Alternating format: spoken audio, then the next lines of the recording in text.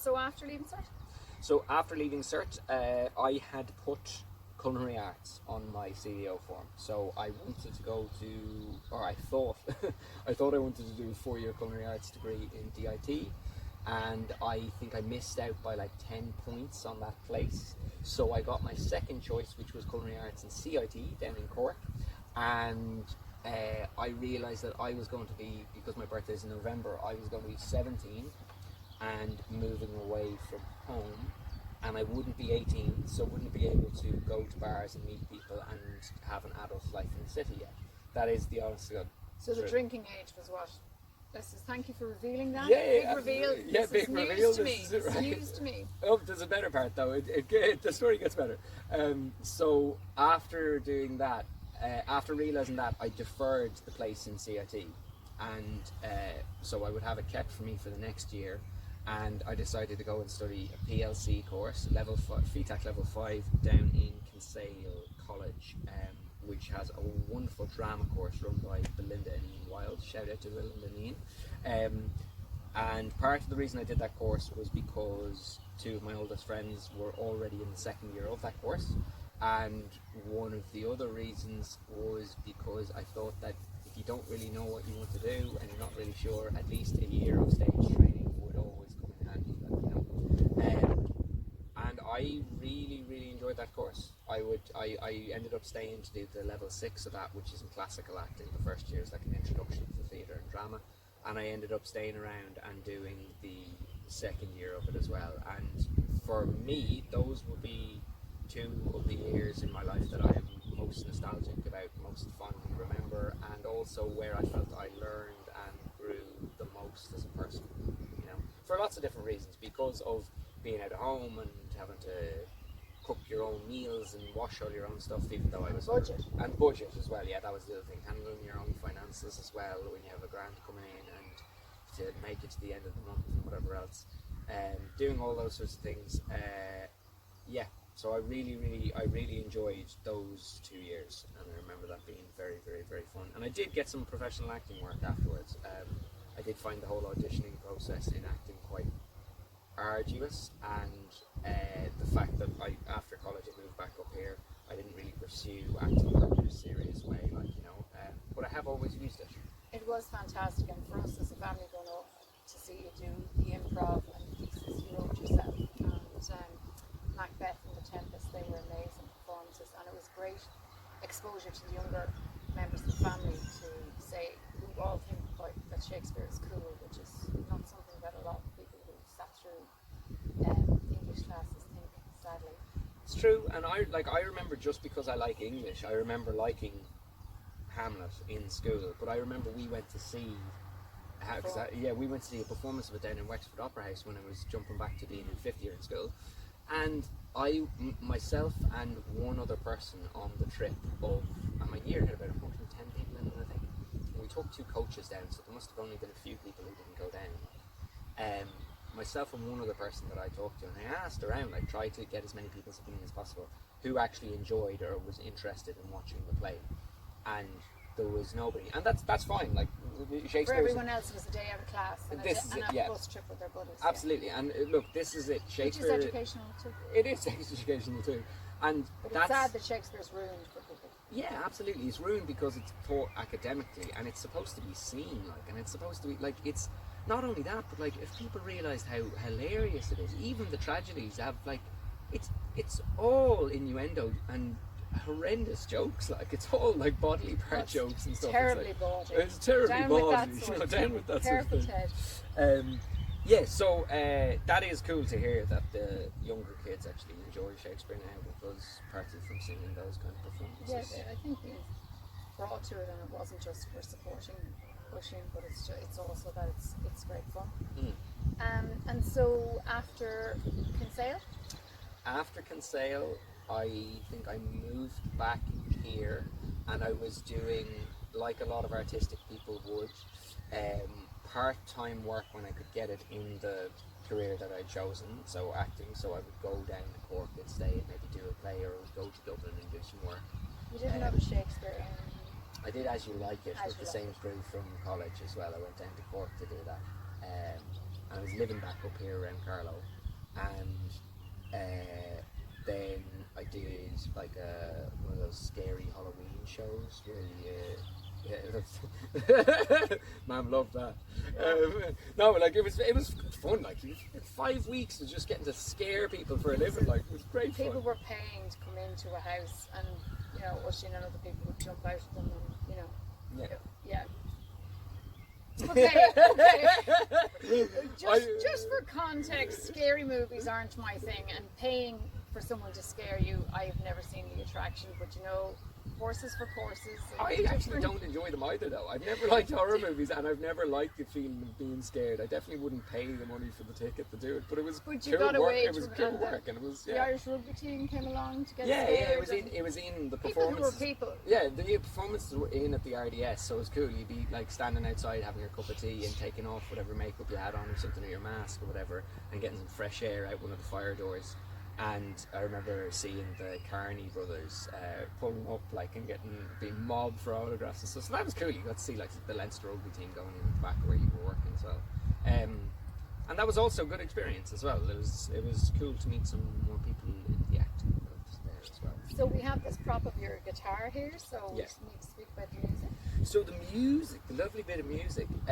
So I was very lucky that you brought myself and Emma to continuous lessons when we were about 7 years of age, and since then that was group lesson.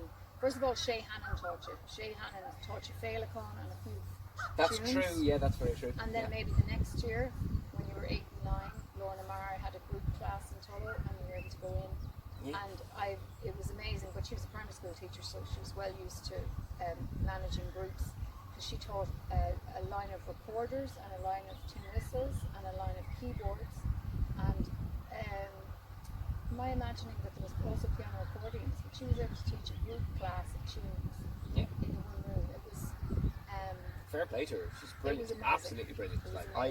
As somebody who teaches music now, there's no way that I could do that. Like I wouldn't be able to teach small kids like that all in a row. I wouldn't have the skill for it. I don't think it's just a super absolutely brilliant. That was like in the local park centre. It was very close to home and everything. We didn't have to drive miles to get it. Lovely. So that was great. And then I don't know. I remember we were down on a summer holiday, I believe. So we went for like 4 days. I want to say to Tramore, County Waterford. Rented out a house. You know, normal stuff. Go for walks along the beach. Eat chips. Try and spend all your pocket money in arcades, or eat it all in sweets. An Irish seaside childhood, yes. Yeah, basically, like, you know. And I remember begging for a guitar over that trip. I think where we were staying, there was a second-hand shop, or there was a small music shop that had guitars in the window, and I remember we had listened to a lot of music growing up from both you and Dad. I think that I would have gravitated towards Dad's record collection a lot. Particularly say Bob Dylan and Neil Young and all that sort of stuff, and I think that's what made me want to start playing guitar. But yeah, I'm really lucky that I have awesome parents, and they decided to get me a guitar. So when when we came back from that holiday, I think it was like I had a birthday coming up or something like that, and it got as an early birthday present or something like that. I'm not sure. And there was a guitar. Dad wanted to buy you the guitar. Right. He didn't want to wait. He was too impatient to wait to November for your birthday. So the holiday was August. Right. So yeah, he didn't want it just to be that you got something and the others didn't. So if he told you it was your birthday present, then because it was 2 months early, it was an early birthday present. Yeah, brilliant. That is good. I've never heard that as an adult actually. Second big reveal today. Second big reveal.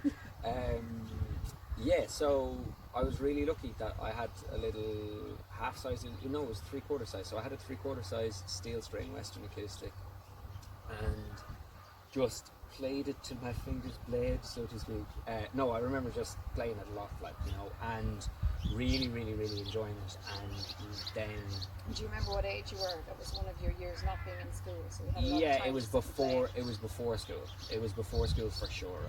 I say that I was coming up to 10. I think it was 9 or 10. Because I think it was, to us the lessons were 7 or 8, and then stopped that after maybe a year, I would say. And then it was a year of not doing much, messing around with the tennis a little bit, say. And then the guitar thing came into my life, and I'm really lucky in that, like, that has been pretty much what I've put most of my spare time into, I would say, from that day until this day. And it's given me a lot of friends, it's given me a job, it's given me work, and it's made my life infinitely better. So like now, for the last 5 years, I have been on and off teaching guitar to kids who were able to come to the house. I've done some like facilitating of different musical workshops at like the Home Education Network Conference, which is on every year, and with local community groups as well. So yeah, I'm really, really lucky, because that first guitar I still have now, and I'm still super nostalgic about it, and Elva's now playing on that and learning into a strum, so that's really nice. It was a good investment. Yeah, very, very, very good investment.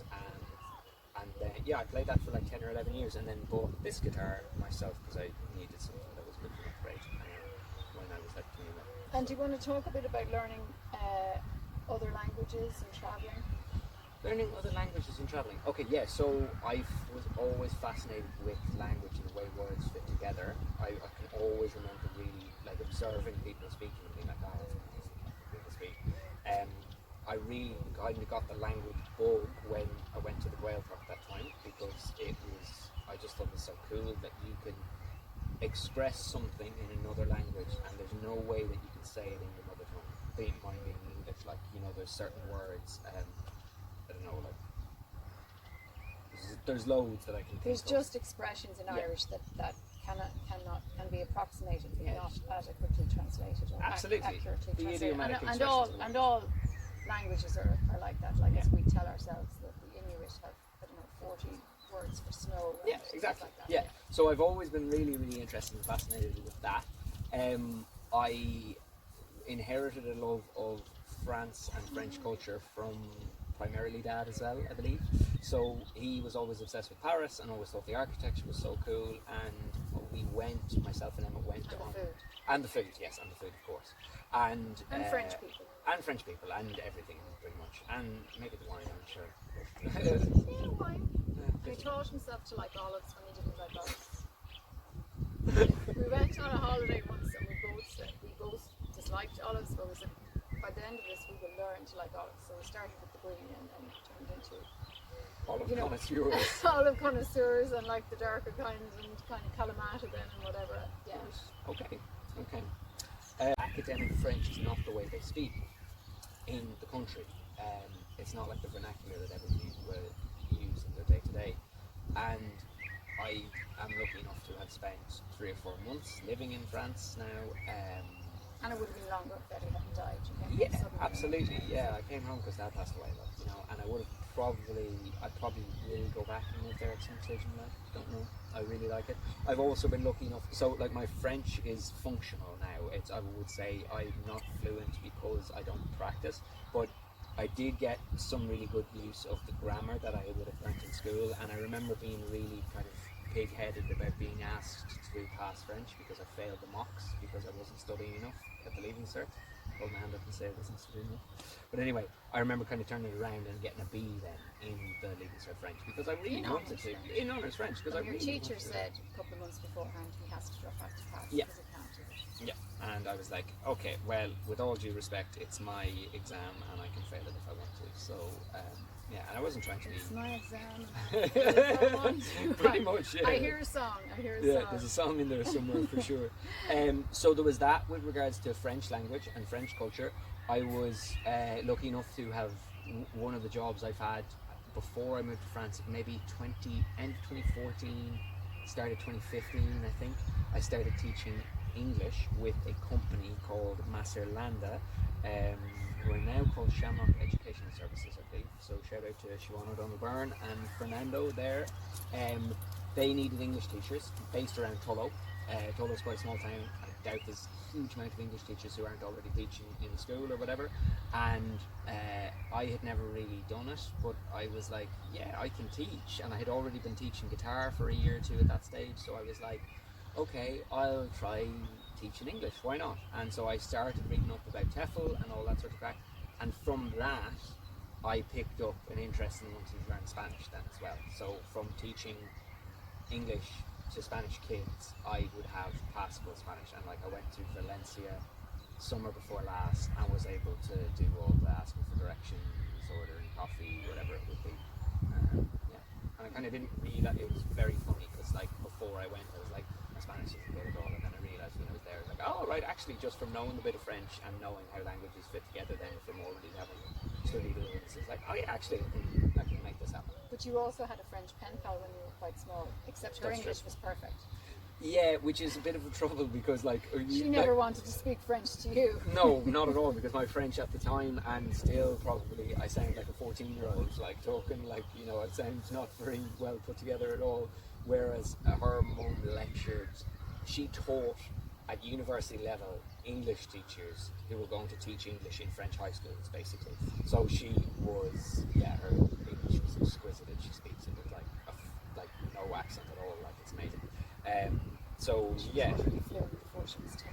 yeah, She was 10 yeah, about when we met her. yeah, absolutely. She like writes in English now, like writes fiction and stuff as well. In English. Yeah. We should probably wrap this up, Oisin, which has been illuminating. So have you any words of reassurance for parents now who are embarking on a home education journey, or maybe are just looking at this video to answer that question of, but how did they turn out? Okay. Yeah. You mean like people who have young kids now? And So that sort of parents stuff? with a couple of small children who are Yeah. actually saying, do I put them into school this year, or do I try another year of them just learning at their own pace, or Okay. you know, who are scared, Yeah, who are wondering who are how scared. to make the choice, make Okay. the decision. Well, I have a kind of a cool position in that I've never had any primary schooling, but I've seen, like, Your friends. yes, my friends have been in it, but I've seen just the cusp of primary where people are going into secondary school. So I've seen that from the inside and then from the outside as well again, and I've done the leaving cert.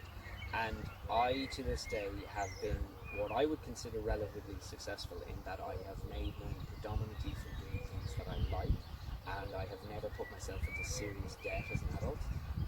I'm relatively happy. I've got a good social circle. My family are all happy and healthy around me, and I kind of want for nothing in my life.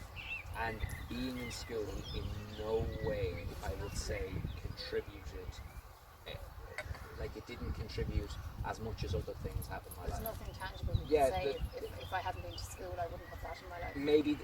Maybe the trip that I did, the summer exchange program I did to America. Getting to I Arizona wouldn't- for 5 weeks. that was opposed to that was Arizona, that yeah wouldn't have happened no, without school, and that was definitely. absolutely amazing. But that was an extracurricular thing, Yeah. and I also probably wouldn't have done the Mehel leadership training if I hadn't been in school. Those things were really, really brilliant, and they were great. Yeah. But And the last thing you mentioned, sorry, the school, just to explain for people watching, Mehel is a program, I don't think it's throughout the whole of the country. It's from an old Irish word to do with a community working together. A Mehel is when people come together to save crops and raise barns and things like that.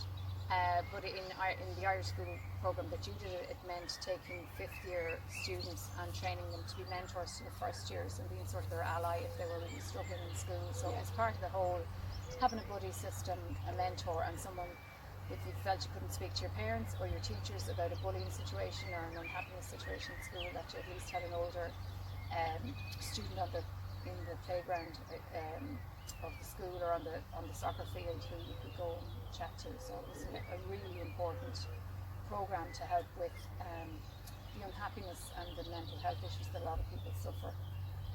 And it's great. It's run on a diocese to diocese basis, and it's really, really a super program. Like I said, you get a team of 10 in the year, and those people then are mentors for the following school year for all of sixth year to the first years that are coming in. And it's like, yeah, that was a brilliant experience.